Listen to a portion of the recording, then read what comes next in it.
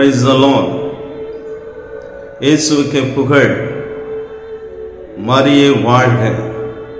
இறை இயேசுவில் பிரியமான அன்பு சகோதர சகோதரிகளே, திருத்தூதர் பவுல் தெசலோனிக்கேயருக்கு எழுதிய முதல் திருமுகம் பிரிவு 5 இறைவார்த்தை 16, 17, 18 இவ்வாறு சொல்கின்றார்: மகிழ்ச்சியாக இருங்கள், இடைவிடாமல் ஜெபியுங்கள், எல்லா சூழ்நிலைகளிலும் நன்றி கூறுங்கள்.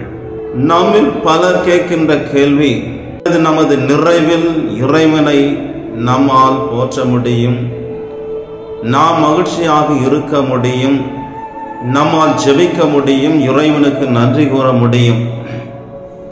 ஆனால் என்னுடைய குறைவில் நான் எப்படி மகிழ்ச்சியாக இருக்க முடியும்? என்னால் முழு மனதோடு ஜெபிக்க முடியவில்லையே.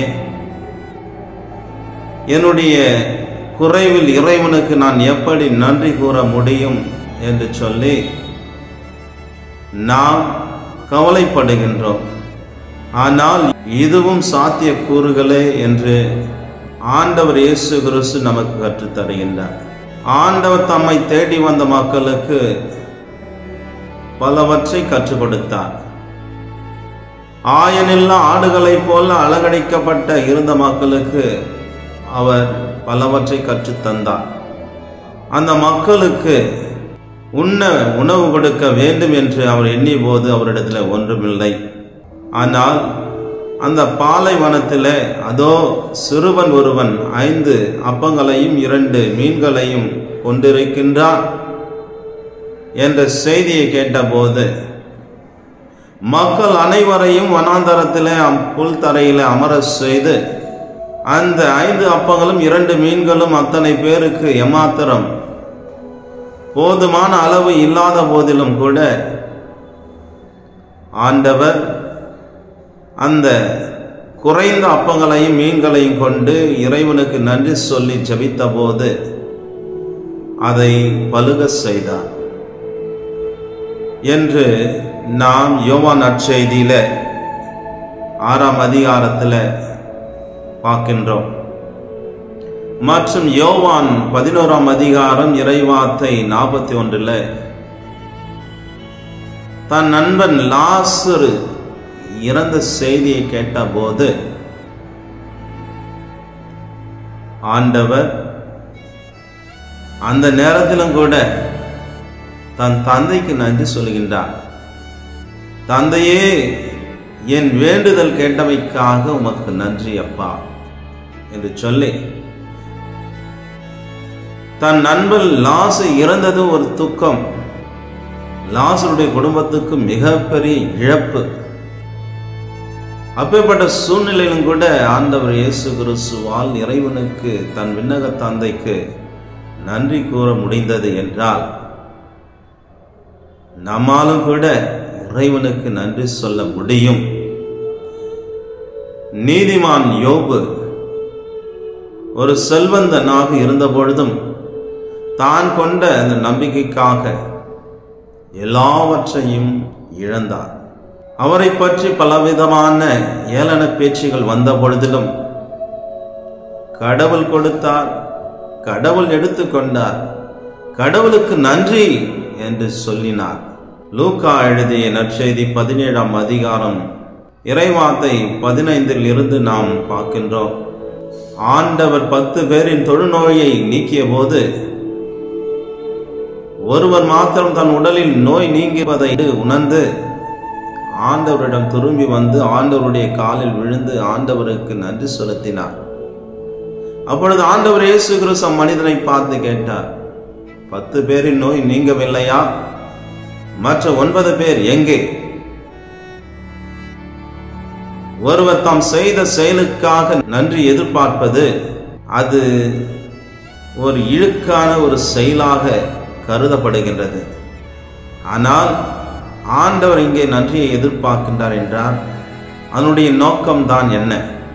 ஆண்டவர் தான் பேருக்கும் புகழுக்கும் ஆசைப்படுகின்றாரா? இல்லை, மாறாக அவர் நம்மிடம் எதிர்பார்க்கின்ற நன்றிக்கு பொருள் என்ன? அவனுடைய பொருள் என்ன என்றால், திருப்பலி முகப்புரை பொதுக்காலம் 4. ஆண்டவருக்கு நாம் நன்றி செலுத்துவது, அவரை புகழ்ந்துரைப்பது, அவரது நாமம் ஏற்றம் பெறாது எனினும் அவற்றால் நாம் தான் வாழ்வடைகின்றோம், மீட்படைகின்றோம். ஒவ்வொரு முறையும் நாம் இறைவனுக்கு நன்றி செலுத்தும் போது, நன்றி பலியை ஒப்பு கொடுக்கின்ற பொழுது நமக்கு இரட்டிப்பான ஆசீர்வாதமும் நன்மையும் கிடைக்கின்றது என்பதை நாம் உணர்ந்து கொள்ள வேண்டும். ஆம் அன்பு சகோதர சகோதரிகளே, நீயும் நானும் ஒரே அற்புதத்தோடு ஒரே ஆசீர்வாதத்தோடு மாத்திரம் இருந்துவிடக்கூடாது. மாறாக நம்முடைய வாழ்க்கையில் ஒவ்வொரு நொடி பொழுதும் ஒவ்வொரு நாளும் இறைவனுடைய ஆசீர்வாதங்களை அவர்விதமாக நாம் பெற்றுக்கொள்ள வேண்டும். அதற்காகத்தான் ஆண்டவர் நம்மை அழைக்கின்றார் நன்றி கூற. ஆண்டவர் இயேசு கிறிஸ்து வழியாக இந்த உலகத்தை மீட்ட இறைவனுக்கு நாம் நன்றி சொல்ல வேண்டும்.